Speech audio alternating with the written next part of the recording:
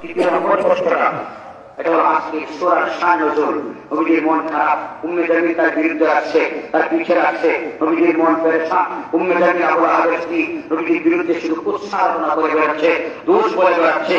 নবীজির জাহান্নামী আমার আল্লাহ কোরআনে কারীমে সূরা দুহা নামক একটি সূরা নাযিল করেছেন, যে সূরাটা নবীজিকে পরিপূর্ণ সান্ত্বনা প্রদানের জন্য নাযিল করা হয়েছিল।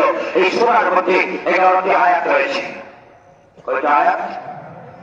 11টি আয়াত রয়েছে, 40টি শব্দ রয়েছে, 102টি হরফ রয়েছে। মুহতারাম হাজির, 11টি আয়াতকে 4 ভাগে বিভক্ত করা হয়েছে। কয় ভাগে? 4 ভাগে বিভক্ত করা হয়েছে। প্রথম 2টি আয়াতে নবী সাল্লাল্লাহু আলাইহি ওয়াসাল্লামের কাছে আমার দুইটি আয়াতে কসম শব্দ পাঠ করেছেন। দ্বিতীয় নম্বর 3টি আয়াতে আল্লাহ পাক রব্বুল আলামিন নবীকে সান্ত্বনা প্রদান করেছেন।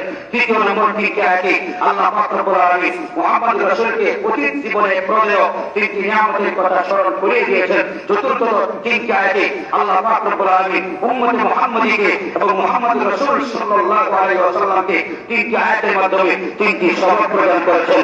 এই হলো 11টি আয়াত। কয়টি আয়াত? এই 11টি আয়াতকে 4 ভাগে বিভক্ত করা হয়েছে। যদি তাফসীর করতে হয়, ব্যাখ্যা বিশ্লেষণ করতে হয়, এই 4 ভাগে আয়াতগুলো তাফসীর করতে হয়, এক দিন 2 ঘন্টা করে বয়ান করলে 4 দিন লাগবে। এটা বানানো কোনো কথা নয়। আশা করি আমার প্রাথমিক আলোচনায় বুঝতে পেরেছেন যে কতটুকু পড়াশোনা করার পর একজন মানুষের উপরে কথা বলতে পারে, এবং আমার যে বড় বড় পণ্ডিত যারা আছে তাদের কি অবস্থা হবে। বিসমিল্লাহির রহমানির রহিম একটা আয়াত আছে না, সূরা বিসমিল্লাহির রহমানির রহিম তাফসীর লেখছে 124 খণ্ড। এত বড় কিতাব, একটা ভলিউম, এই যে দেখেন টাকা দেখেন, এরকম 124 খণ্ড আছে শুধু বিসমিল্লাহির রহমানির রহিম এই 4টি শব্দের তাফসীর করতে।